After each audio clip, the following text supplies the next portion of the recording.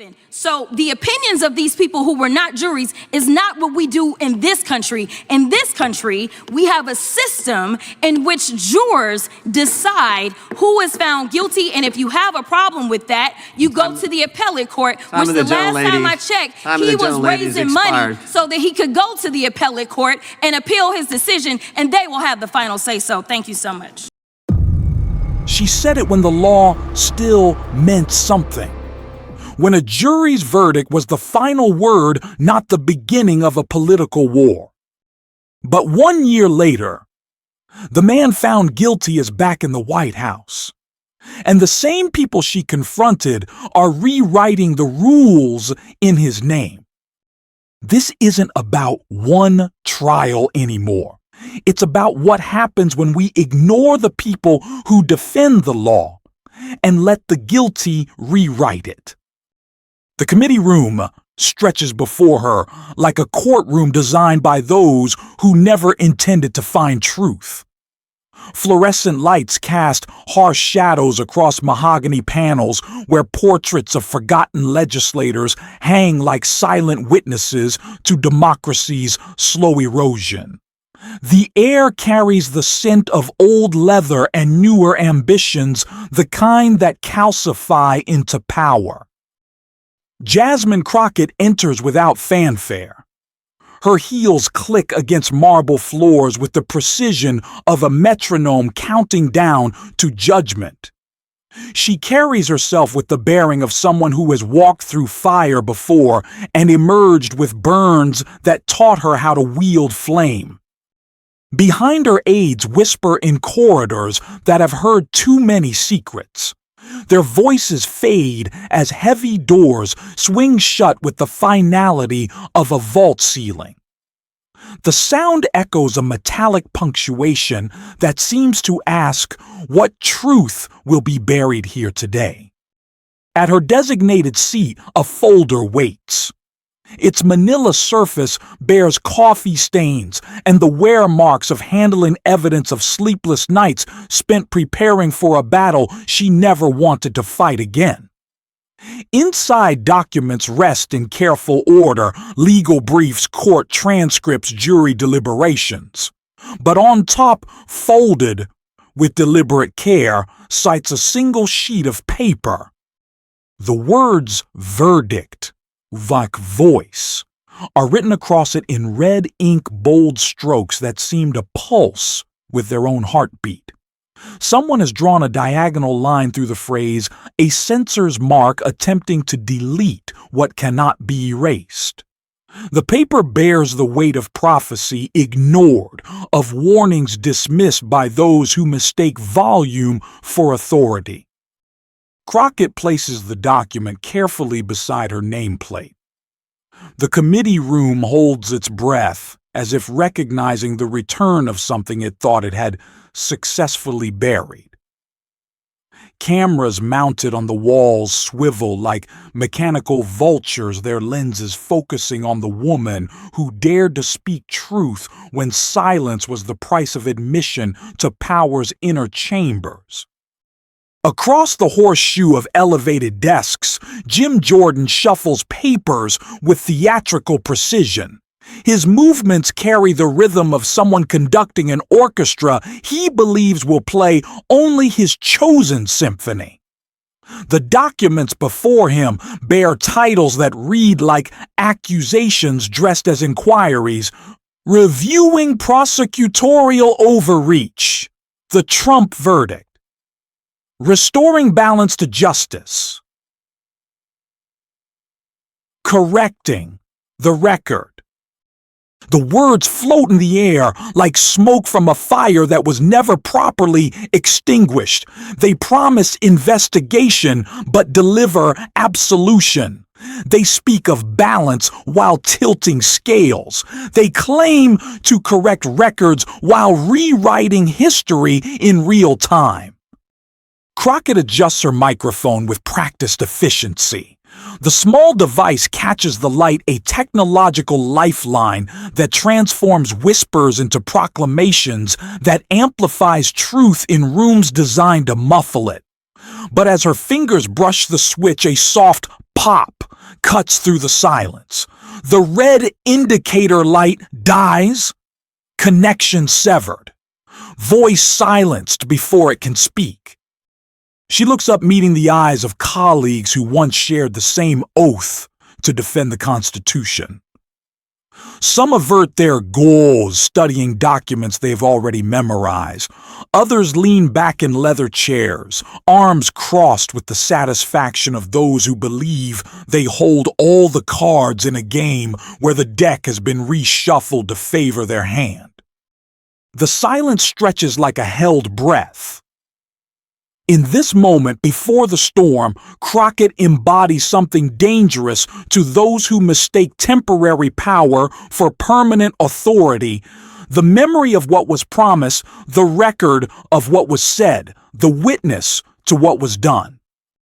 She opens her folder with movements as deliberate as a surgeon making the first incision. The papers inside rustle with the sound of evidence, awakening of testimony, preparing to rise from bureaucratic burial. Each document carries the weight of sworn oaths, signed statements, legal proceedings that followed rules written long before ambition learned to masquerade as justice. The committee room transforms around her. What began as theater prepares to become trial. What was designed as performance threatens to become reckoning. The woman who entered carrying burned warnings now sits ready to let them ignite. Jordan rises with the gravity of someone who believes his words can reshape reality through repetition. His voice fills the chamber with practiced authority, each syllable measured for maximum impact on cameras that will carry his message beyond these walls to audiences hungry for absolution disguised as inquiry. We gather not to relitigate the past.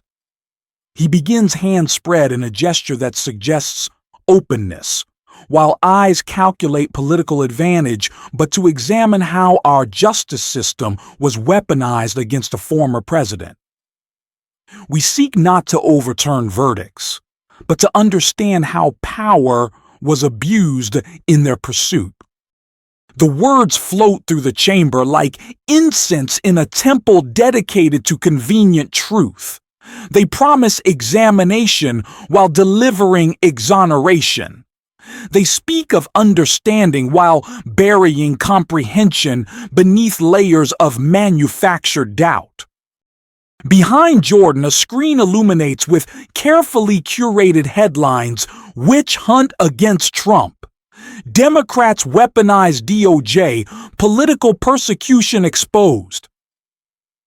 The fragments of news coverage blend together like pieces of a puzzle assembled to show only the picture its builders want reveal. Context disappears. Nuance evaporates. Complex legal proceedings reduced to sound bites designed for audiences who prefer their justice pre-digested. Crockett watches the performance unfold with the stillness of someone who has seen this script before. Her pen moves across paper with surgical precision, striking through words that attempt to redefine reality. Overreach become the slash mark weaponization, transforms into crossed lines. Political persecution disappears beneath dark ink. Each editorial correction carries the weight of someone who was present when history was being written, who heard the actual testimony, who reviewed the genuine evidence. Her pen becomes scalpel cutting away the cancer of revisionist narrative to expose the truth beneath. The PowerPoint presentation continues its march through manufactured grievance. Charts appear showing timelines that begin conveniently after certain events that end precisely before inconvenient conclusions. Statistics dance across the screen divorced from the context that would explain their meaning, manipulated to support predetermined conclusions. The American people deserve to know.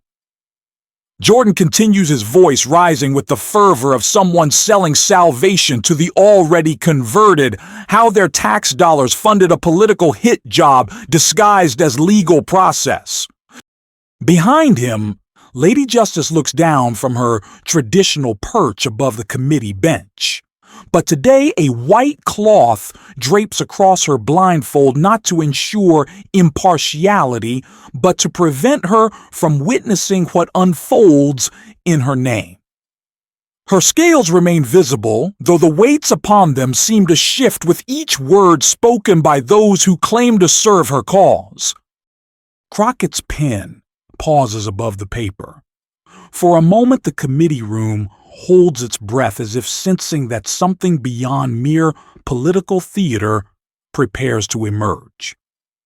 She sets down her writing instrument and reaches for a different document, one that bears the seal of authentic testimony, the weight of actual evidence, the burden of unrevised truth. The manila folder yields its contents like a reliquary opening to reveal sacred relics, court transcripts, jury instructions, legal precedents, the actual record of proceedings that follow rules established long before political convenience learned to masquerade as constitutional principle. Each page carries the weight of process honored, of law applied without favor of justice, delivered through mechanisms designed to resist the very pressures now being applied in this chamber. They represent not the sanitized version of events being projected on screens, but the messy, complex, undeniable reality of accountability applied to power. Jordan's voice continues its carefully modulated performance, but the documents in Crockett's hands begin to tell a different story. Not the story of persecution, but of process. Not the narrative of weaponization, but of law applied equally, regardless of position or privilege. Not the tale of political hit jobs, but of consequences following actions as naturally as echoes follow sound. The revision being attempted in this chamber meets its antithesis in the unrevised record spreading across her desk. What they seek to rewrite, she prepares to read aloud. What they hope to bury, she makes ready to resurrect. What they believe they can silence, she prepares to amplify until it drowns out the sound of their manufactured symphonies of victimhood. The device emerges from Crockett's briefcase like evidence from a time capsule, a digital recorder, its chrome surface reflecting the harsh committee room lights. She places it on the table with the reverence of someone handling sacred testimony, then presses play with the certainty of someone who knows the power of her own words, returning to haunt those who chose not to heed them. Her voice fills the chamber, carried from May the 16th, 2024, across the months that have proven her warnings prophetic. The sound quality bears the scratches of archival recording, but the message emerges with crystal clarity. Verdicts are not up for debate in these halls. We are not a court of appeals. We are not a judicial review board.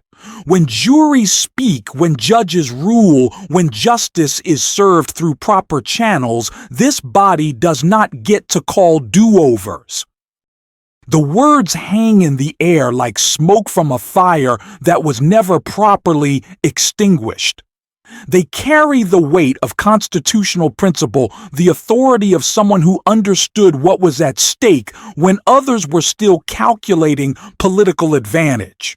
They echo off marble walls that have heard too many promises broken, too many oaths bent to convenience. Jordan's hand moves toward his own microphone, but Crockett's recorded voice continues its relentless testimony.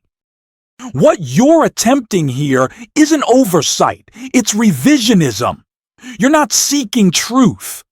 You're manufacturing doubt about truths already established. You're not protecting democracy. You're teaching it to question its own foundations. The projection screen behind Jordan flickers as if the technology itself rejects the attempt to overlay propaganda upon prophecy. Subtitles appear beneath Crockett's words, white text against black background stark as Judgment Day. Verdicts are not up for debate here. The committee room transforms around this declaration. What began as political theater becomes archaeological excavation with Crockett as both archaeologist and artifact. The living witness to warnings ignored the breathing embodiment of predictions fulfilled. Jordan's voice cuts across the recording. The gentle lady's time has expired. Strike that from the record.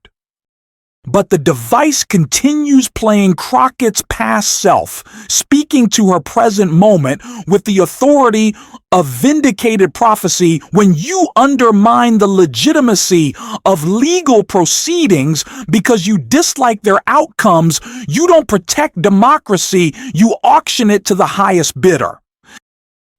Strike it from the record. Jordan repeats his voice, carrying the strain of someone trying to unring a bell that has already awakened the neighborhood. Crockett reaches across the table and stops the recording. The silence that follows feels thick enough to cut. She opens her folder once more and withdraws another document. This one pristine white, folded once along precise lines.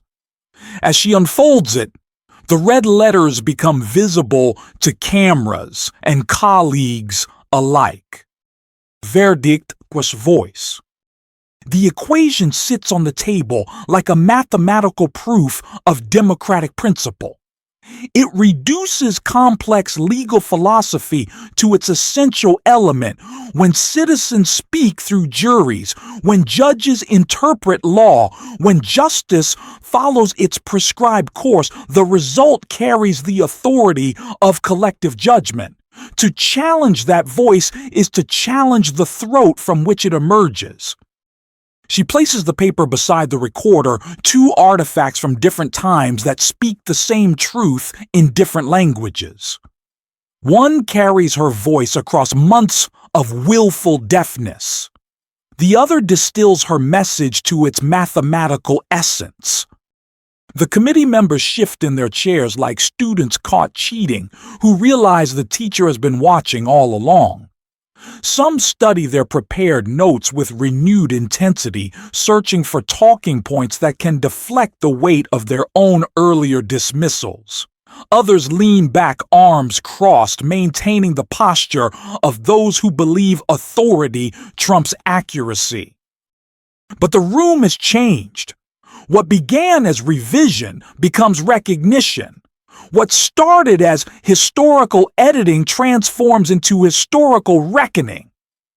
The woman who warned them in May sits before them in the following spring, holding the receipts for their willful blindness. Jordan shuffles papers with movements that have lost their earlier theatrical precision. The script he prepared assumes cooperation from a narrative that has begun writing itself. The hearing designed to rewrite history instead becomes a reading of its first draft, the one where warnings were issued, ignored, and ultimately vindicated by the very events they predicted. The recording device sits silent now, its work complete. But the words it carried continue to reverberate, bouncing off walls that have witnessed the distance between promise and performance, between oath and action, between the democracy they swore to protect and the one they helped to wound. Crockett stands with the fluid motion of someone who has prepared for this moment through months of enforced silence. Her hands move across the document spread before her like a conductor approaching a symphony written in legal precedent and constitutional principle. Each page she lifts carries the weight of process, honored of law applied without prejudice of justice, delivered through mechanisms designed to resist political pressure. Grand jury proceedings. She begins her voice carrying the authority of someone reading from Scripture. The first document rises before the committee.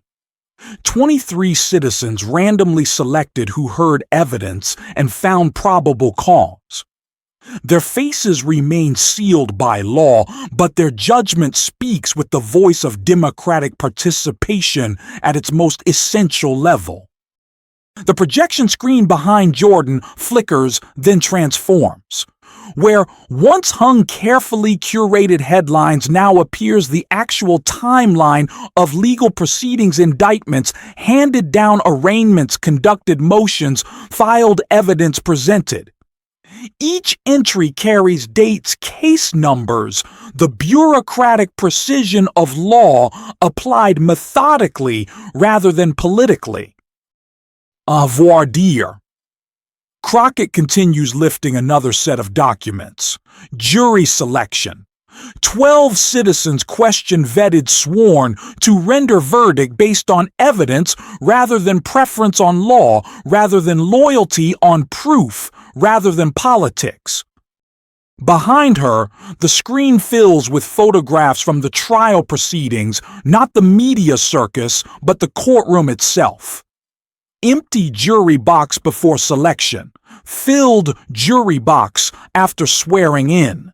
The judge's bench where law was interpreted rather than manufactured. The witness stand where testimony was given under oath rather than crafted for television consumption. Jordan's prepared presentation lies forgotten as his own technology betrays him. The PowerPoint he designed to rewrite history instead displays its unedited first draft. His attempts to regain control of the narrative meet the resistance of truth seeking its own level, finding its own voice, demanding its own platform. Evidence presented. Crockett's voice rises, carrying the weight of someone who has reviewed every transcript, examined every exhibit, studied every ruling. 34 separate criminal acts, 34 opportunities for exoneration if innocence existed, 34 chances for reasonable doubt if evidence was insufficient. The screen behind her blazes with the actual documentation, business records, financial transactions, legal agreements, witness testimonies. The complex web of evidence that led to conviction spreads across the display like a map of accountability, applied to power that believed itself above consequence. Jury deliberation. She continues, her voice growing stronger with each revelation. Hours of discussion, review of evidence, application of law to fact. The voice of citizens doing the work democracy asks of them, speaking truth to power through the mechanism of collective judgment. On screen, the jury instruction document appears, pages of legal guidance that transform citizens into instruments of justice.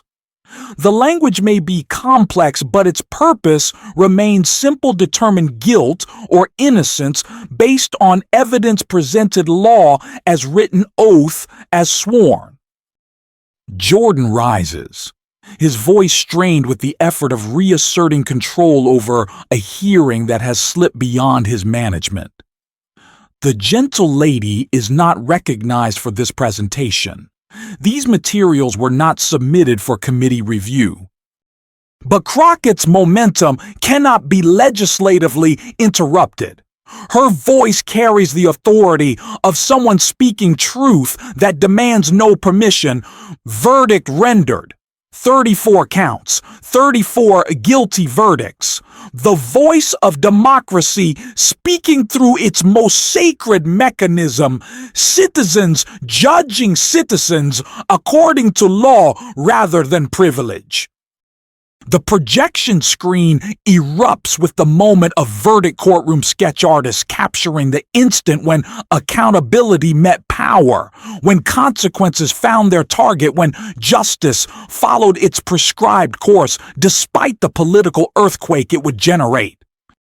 Appeal filed, she continues her documentation spreading across the committee table like evidence at a crime scene. Legal channels pursued. Procedural safeguards engaged, the system working exactly as designed, providing every protection, every opportunity, every chance for reversal if law or process was violated. Behind Jordan, the screen displays the appeal documents, the legal briefs, the procedural filings that demonstrate a justice system bending over backward to ensure accuracy, to prevent error, to protect even those who would destroy its independence given the chance. The committee room has transformed entirely now. What began as political theater has become legal seminar with Crockett as professor teaching a lesson in constitutional principle to students who believed they could legislate their way around inconvenient truths. Her voice reaches its crescendo. This is not prosecutorial overreach. This is democracy working. This is not weaponization of justice. This is justice weaponizing itself against those who would corrupt its mechanisms. This is not political persecution. This is political accountability, the thing democracy demands from all who serve it. The documents spread before her tell a story that no amount of revision can alter, no quantity of political spin can obscure, no volume of manufactured outrage can silence. They speak with the voice she identified months ago, the voice of verdict carrying the authority of process, the weight of law, the power of citizens acting in democracy's name. The moment arrives with the inevitability of truth-seeking air. Crockett's hand moves toward the folded paper with ceremonial precision, her fingers closing around the document that has traveled from prophecy to proof, from warning to vindication. The white sheet bears its red inscription like a battle standard carried through months of siege. She rises with fluid motion, her chair rolling back on wheels that whisper across marble floor.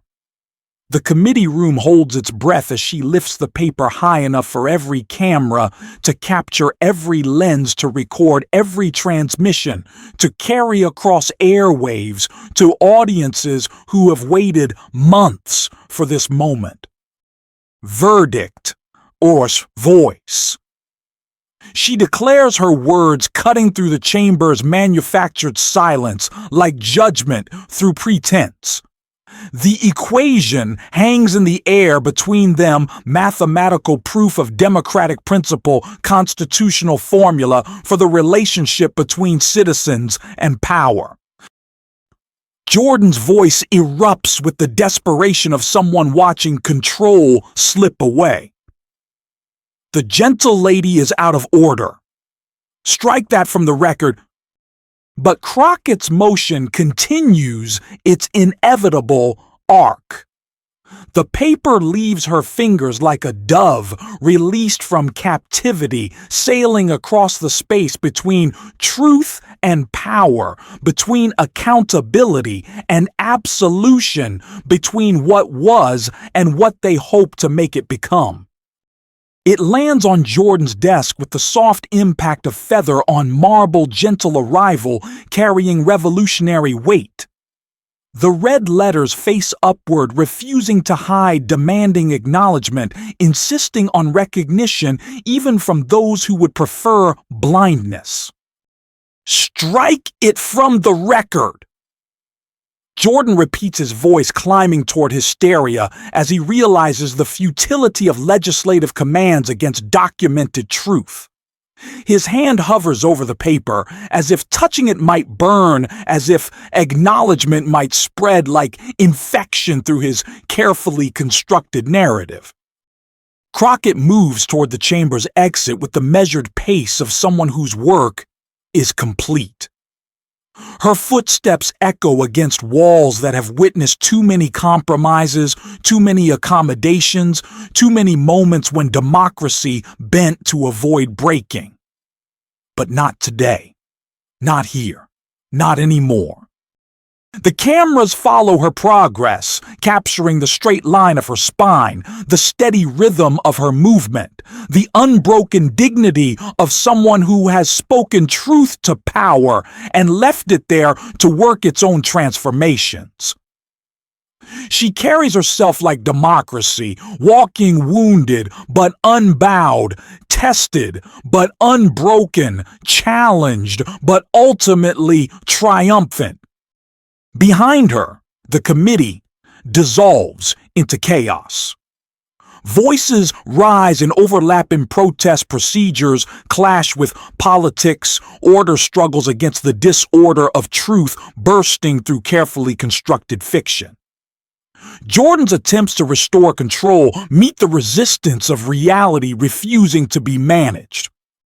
The projection screen flickers once more, then displays a final image, the scales of justice balanced not by political calculation, but by the weight of evidence on one side, accountability on the other. Below them, words appear in red letters that seem to burn themselves into the screen. They tried to erase the verdict. She wrote it back in fire. Crockett reaches the chamber's heavy doors, her hand closing around brass handles worn smooth by generations of legislators entering and leaving these halls. For a moment she pauses, not from hesitation, but from the weight of moment recognizing itself, of history, understanding its own significance. Behind her, Jordan's voice carries one final futile command: remove all of that from the official record. But as the doors swing open and Crockett steps into the corridor beyond, a soft electronic pop echoes through the chamber. Her microphone, silent since the hearing began, suddenly blazes to life, its red indicator light glowing like an ember refusing to die. The sound carries through the building's corridors, through the airwaves, through the networks that will carry this moment to audiences across the nation. It carries the promise that some voices cannot be silenced, some truths cannot be buried, some verdicts cannot be erased, no matter how much power wishes they could be. The committee room settles into uncomfortable silence, but the echo continues through marble halls where democracy once walked proudly, through chambers where citizens' voices once carried equal weight, through institutions designed to serve truth rather than convenient fiction. On Jordan's desk, the paper remains. Red letters on white background. Simple equation with revolutionary implications. The voice of verdict refusing to be silenced, speaking its truth to power that thought it could legislate reality through repetition, manufacture innocence through investigation, create absolution through absurdity. Verdict works voice. The equation endures, patient as mathematics, certain as law properly applied, eternal as the principle that in democracy citizens speak, and when they speak through properly conducted legal proceedings, through juries selected fairly, through processes followed faithfully, their voice carries the authority of democracy itself. No legislative sleight of hand can change this truth. No committee proceeding can revise this reality. No amount of political theater can rewrite this script. The verdict was democracy's voice. and democracy's voice once spoken echoes forever.